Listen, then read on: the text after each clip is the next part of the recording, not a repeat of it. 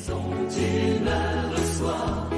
Jésus qui voit mon peu de foi, guéris mon corps, guéris mon cœur.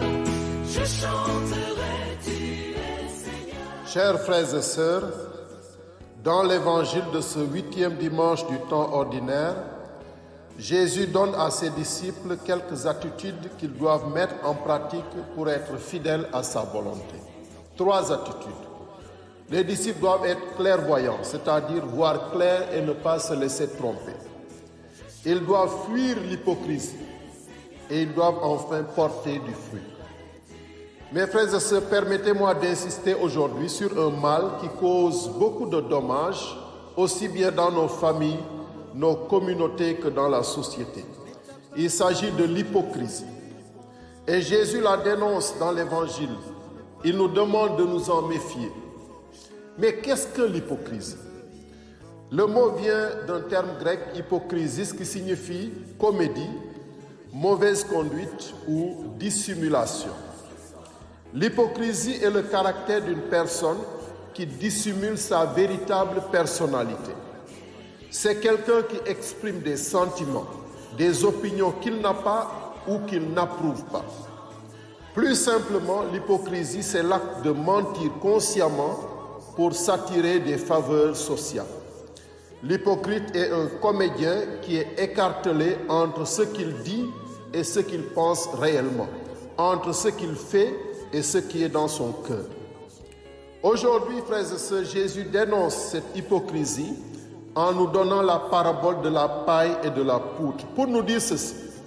Nous aimons souvent juger les autres et compter leurs défauts, alors que les nôtres non seulement sont plus gros, mais nous crèvent les yeux et nous refusons de les voir. Nous sommes indulgents envers nous-mêmes et durs, rigoureux envers les autres. Si nous entrons en nous-mêmes, nous voyons que nous sommes aussi des pécheurs. Alors soyons clairvoyants et tolérants. Déjà dans l'Ancien Testament, Dieu dénonçait l'hypocrisie de son peuple et l'invitait à la conversion. En effet, en Isaïe 29, par exemple, Dieu fait ce reproche au peuple. Ce peuple m'honore de ses lèvres, mais son cœur est loin de moi. Les lèvres du peuple sont à Dieu, mais son cœur est aux idoles et aux autres peuples. Hypocrisie et duplicité. En Isaïe 58, Dieu répond au peuple qui ne comprend pas et qui se demande pourquoi le Seigneur ne voit plus son jeûne. Dieu lui dit, mais votre jeûne se passe en dispute et en colère, en coups de poing sauvages. Ce n'est pas en jeûnant ainsi que vous ferez entendre là-haut votre voix. C'est ainsi que Dieu leur dit, le peuple jeûne d'un côté et continue à se quereller de l'autre, à être injuste. Donc il ne change rien dans son cœur. Dans l'évangile de Matthieu, au chapitre 23, Jésus définit l'hypocrisie des pharisiens et des scribes en disant « Ils disent et ne font pas. Ils disent et ne font pas. » Et Jésus l'explique en disant « Ils attachent de pesants fardeaux, difficiles à porter, et ils en chargent les épaules des gens, mais eux-mêmes ne veulent pas les remuer du doigt. » Les avantages donc, c'est pour eux, les pharisiens et les scribes, et les inconvénients pour les autres. Dans un autre passage de Matthieu, chapitre 7, verset 21, Jésus met en garde ses disciples en leur disant « Ce n'est pas en me disant « Seigneur, Seigneur » qu'on entrera dans le royaume des cieux, mais c'est en faisant la volonté de mon Père qui est aux cieux. » Pour dire que c'est facile de se dire disciple du Christ chrétien, mais plus difficile de le devenir chaque jour de plus en plus en conformant sa vie à la volonté de Dieu. Frères et sœurs, l'hypocrisie est comme un cadeau bien emballé, très beau extérieurement, mais pourri à l'intérieur. Cette hypocrisie est encore malheureusement très présente dans notre société et dans le monde. Il y a aujourd'hui en effet beaucoup de faits d'hypocrisie. Quelques exemples. Les pays développés disent combattre le terrorisme alors qu'ils soutiennent en cachette les groupes terroristes. C'est de l'hypocrisie. Ils disent aussi qu'ils veulent implanter la démocratie dans certains pays, alors que ce sont les richesses de ces pays qui les intéressent, le pétrole, les matières premières, etc. Pas le peuple. Hypocrisie.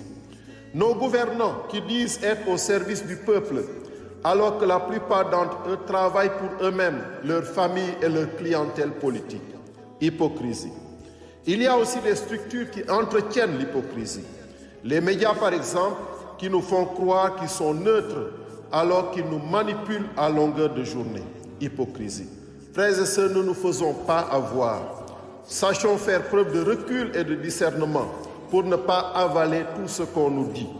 Malheureusement, la rapidité des informations n'aide pas toujours à exercer son esprit critique. Mais il n'y a pas que les institutions, frères et sœurs. Nous aussi, nous sommes souvent hypocrites.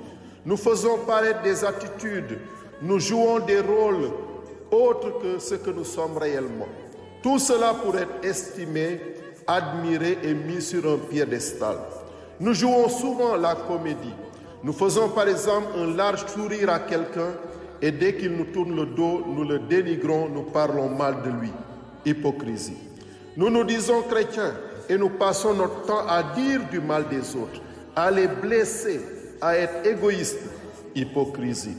Nous disons souvent aussi des choses auxquelles nous ne croyons pas.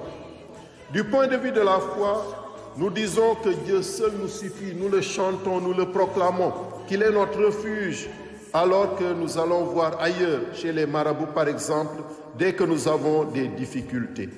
Finalement, frères et sœurs, tout péché est une forme d'hypocrisie. C'est une forme de mensonge et de duplicité. Soyons clairvoyants. Sachons nous remettre en cause, faire une introspection et lever les yeux pour regarder Jésus. Jésus est le seul juste. Jésus dit ce qu'il fait et fait ce qu'il dit. Laissons Jésus travailler nos cœurs et changer notre regard pour les rendre vrais, cohérents, justes et sincères. Jésus n'exige pas de nous d'être parfaits, mais de faire chaque jour des efforts pour être meilleurs et de ne pas nous faire passer pour meilleurs que nous ne sommes. Il demande aussi de ne pas juger les autres alors que nous ne sommes pas meilleurs qu'eux. Laissons le Seigneur nous purifier, nous convertir et nous rendre authentiques et sincères. Alors nous porterons de bons fruits, car comme il le dit dans l'Évangile, l'arbre se reconnaît à son fruit.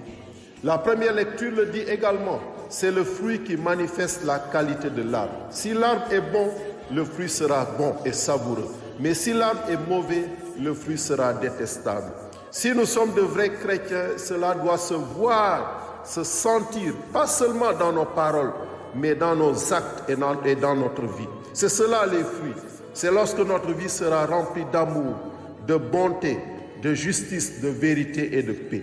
Que chacun se demande, est-ce que je produis des fruits savoureux en tant que chrétien? Ma vie produit-elle autour de moi l'amour? Fait-elle grandir la paix? Donne-t-elle la joie? Promeut-elle la justice? Et ma vie est-elle basée sur la vérité? Frères et sœurs, que l'Esprit Saint unifie notre cœur, qu'il nous délivre de l'hypocrisie et du jugement et nous fasse ressembler davantage au Christ, le seul juste. Au nom du Père et du Fils et du Saint-Esprit. Amen. Toi qui m'écoutes et que j'entends